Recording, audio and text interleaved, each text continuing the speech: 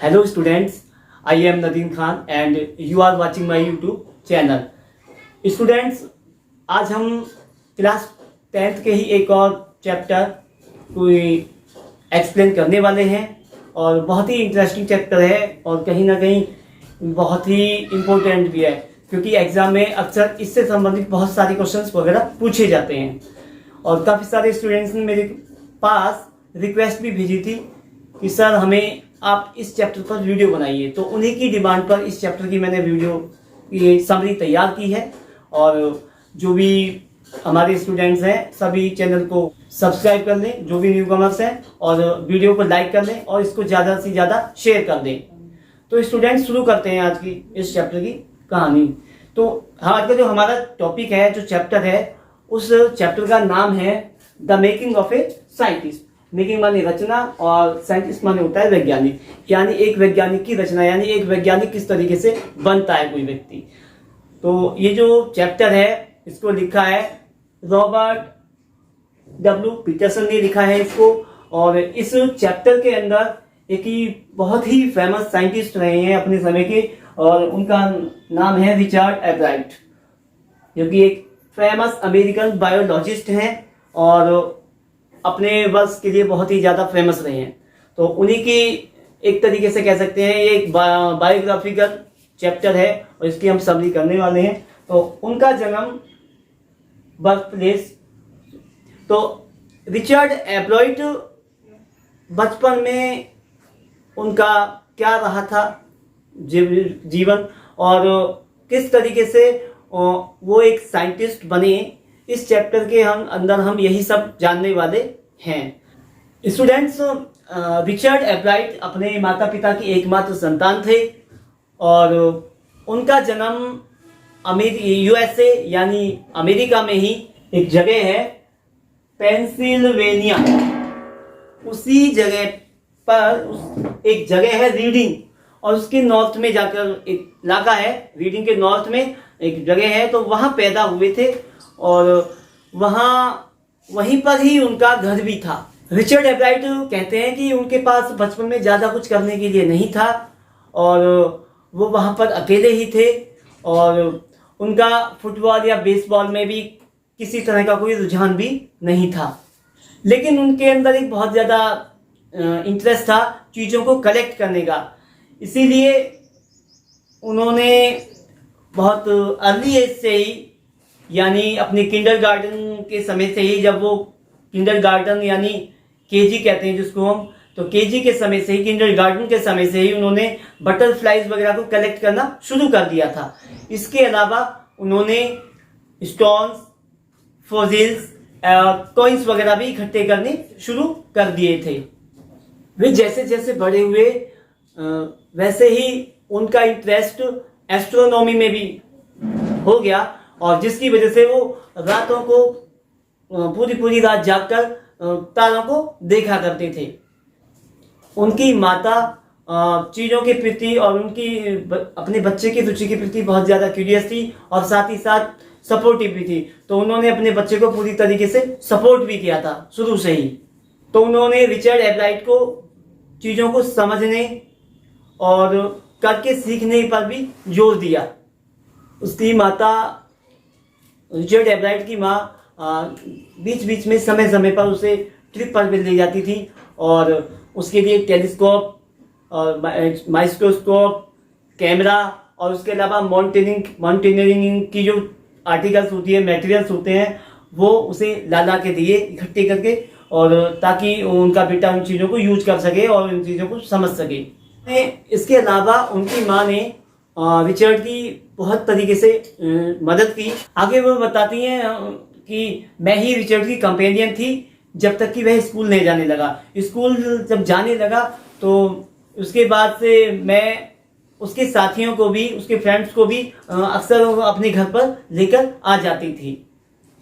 Richard की माँ कहती है कि मेरे लिए रिचर्ड ही सब कुछ था, और जब से उसके पिता की मृत्यु हुई थी और रिचर्ड उस समय 3rd स्टैंडर्ड में थे, रिचर्ड की माँ कहती है कि मैं और रिचर्ड दोनों शाम को बैठे बैठे डाइनिंग टेबल पर शाम को गुजार देते थे। और आगे बताती हैं कि रिचर्ड के पास जब कोई काम नहीं होता था तो मैं उसको काम देती थी, ना कि फिजिकल वर्क बल्कि मेंटल वर्क, यानी जिसमें उसका मस्तिष्क का यूज हो, ना कि उसे शारीरिक वर्क करना पड़े। बाकी चीज़ों में रिचर्ड और बच्चों की तरह ही थे और वो हर क्लास में टॉप ग्रेड लाते थे। जब वो सेकंड स्टैंडर्ड में ही थे उस समय तक वे अपने होम टाउन और आसपास के इलाके की जितनी भी प्रकार की वैरायटी की बटरफ्लाइज थी, लगभग 25 काइंड्स की, उन सभी बटरफ्लाइज की वैरायटीज को वो कलेक्ट कर चुके थे। तो उनके पास अब बटरफ्लाइज कलेक्ट करने के लिए कोई दूसरी वैरायटी नहीं थी। रिचर्ड एब्राइट को लगा कि अब उनका काम खत्म हो गया है, अब उनके पास कुछ और कोई काम नहीं है करने के लिए। एक दिन उनकी माँ ने उन्हें एक बुक लाकर दी और जिस बुक का टाइटल था the travels of monarch x. Monarch एक प्रकार की तितली होती है और ये उसकी वैरायटी थी। तो इस बुक के अंदर लिखा हुआ था कि किस तरीके से ये मोनार्क नाम की तितली या मोनार्क के प्रकार की तितली सेंट्रल अमेरिका तक माइग्रेट करती है। इस बात ने रिचर्ड एब्राइट के मस्तिष्क के अंदर एक खलबली मचा दी और इस बुक के अंत में ही एक डॉक्टर यानी एक साइंटिस्ट थे और उनका नाम है डॉक्टर फ्रेडरिक अर्कहार्ट, जो कि एक टोरंटो कनाडा यूनिवर्सिटी के एक प्रोफेसर थे। और उन्होंने उस बुक के लास्ट में जो रीडर्स से एक इस विषय में हेल्प मांगी थी कि किस तरीके से ये मोनार्क जो है वो सेंट्रल अमेरिका की तरफ कैसे माइग्रेट करती है, उस विषय में हेल्प के लिए सजेशन मांगे थे, सुझाव मांगे थे। इन्होंने रीडर्स से बटरफ्लाई को टैग करने के लिए कहा था, यानी उस बटरफ्लाई को आप जिस भी बटरफ्लाई को आप पकड़ोगे उसके ऊपर एक प्रकार का टैग लगा दीजिए ताकि उससे उसकी पहचान हो जाएगी। तो इसके जवाब में रिचर्ड एब्राइट की माँ ने उनके पास एक लेटर वगैरह भेजे और उसमें लिखा कि जल्दी ही हम बटरफ्लाइज को यहाँ से टैग करके शुरू करने वाले हैं।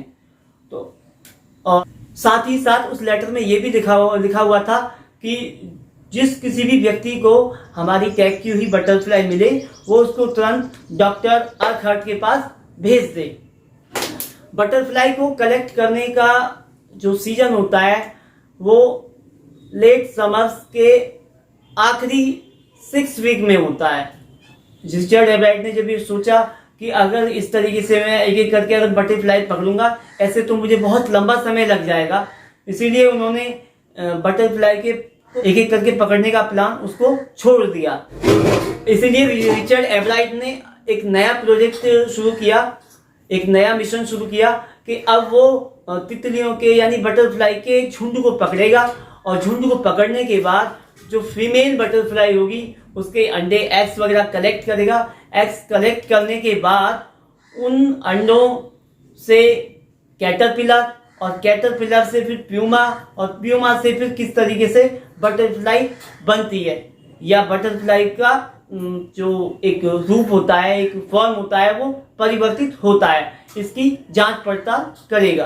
तो किस तरीके से इनका एक रूप से दूसरे रूप में परिवर्तन होता है और परिवर्तन होने के बाद जैसे जैसे वो बटरफ्लाई में बदलते चले गए, यंग बटरफ्लाई में बदलते चले गए, उन पर वो लगातार टैग लगाते रहे और उन्हें एक एक करके छोड़ते रहे।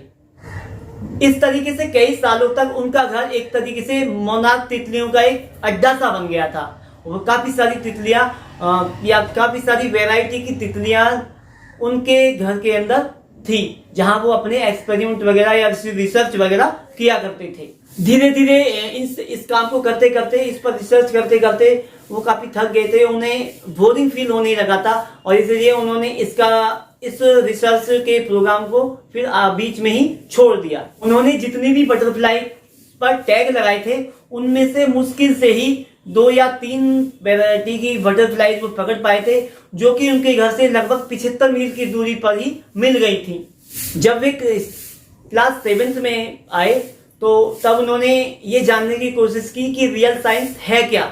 इसके लिए उन्होंने एक साइंस के एक फेयर में पार्टिसिपेट किया और वहां पर डिफरेंट कंट्रीज के स्टूडेंट भी आए हुए थे और सभी ने अपने अपने प्रोजेक्ट वगैरह दिखाए। तो रिचर्ड एब्राइट ने फ्रॉग के टिश्यू को लेकर उन्हें माइक्रोस्कोप की सहायता से वहां दिखाया था, जबकि दूसरे जो और बच्चे थे जो उस फेयर में पार्टिसिपेट करने के लिए आए थे, उन्होंने एक तरीके से प्रैक्टिकली करके चीज़ों को दिखाई थी और इसीलिए उनकी प्रैक्टिकल की गई चीज़ों का ज़्यादा असर लोगों पर पड़ा, जबकि रिचर्ड एब्राइट को की चीज़ों का उतना कोई खास प्रभाव नहीं पड़ा। इससे रिचर्ड एब्राइट को थोड़ा सा दुख फील हुआ और उन्होंने सोचा कि उन्होंने डिसीजन लिया कि मैं अगले साल इसी फेयर में दोबारा आऊँगा और अगली बार फर्स्ट प्राइज जीत कर लेकर जाऊँगा। तो उन्होंने अपनी रिसर्च को लेकर फिर से शुरू कर दी छानबीन और उन्होंने डॉक्टर अर्थहर्ट के पास मैसेज भेजा, उनसे आइडियाज वगैरह मांगे। तो उन्होंने ढेर सारे जवाब बदले में रिचर्ड एब्राइट को दिए। उनके द्वारा दिए गए सुझावों की सहायता से रिचर्ड एब्राइट ने कई सारे प्रोजेक्ट पर काम किया। उन प्रोजेक्ट्स के लिए रिचर्ड एब्राइट को काफ़ी सारे प्राइजेस वगैरह भी मिले। इसके अलावा उनके इन प्रोजेक्ट के लिए उन्हें इंटरनेशनल लेवल पर भी काफ़ी सारे प्राइजेस वगैरह मिले। जब वे क्लास 8 में थे तो उन्होंने अपने अगले प्रोजेक्ट पर काम करना शुरू कर दिया कि मोनार्क जो बटरफ्लाइज होती है वो किस तरीके से, किस बीमारी से मर जाती है, उसकी वजह क्या है। रिचर्ड एब्राइट का मानना था कि ये बीमारी जिसकी वजह से मोनार्क बटरफ्लाइज मर जाती हैं, ये बीमारी बीटल से फैलती है। तो इस बात को प्रूव करने के लिए उन्होंने कैटरपिलर और बीटल दोनों को साथ साथ रखा, लेकिन उसका कोई नतीजा नहीं आया। लेकिन फिर भी वो अपनी इस एक्सपेरिमेंट को करने के लिए उन्होंने प्रयास किया था, उसमें वो कामयाब हुए, उन्हें कुछ सीखने का मौका मिला। तो स्टूडेंट्स, ये थी आपके इस चैप्टर की समरी, जो कि अभी पूरी नहीं हुई है, ये सिर्फ आधी समरी है इस चैप्टर की। आई होप यहाँ तक की समरी आपको बहुत अच्छे से समझ में आई होगी। अगर आपको ये मेरा वीडियो पसंद आया है तो आप इसे लाइक कीजिए और इसको शेयर कीजिए ज़्यादा से ज़्यादा। And thanks for watching.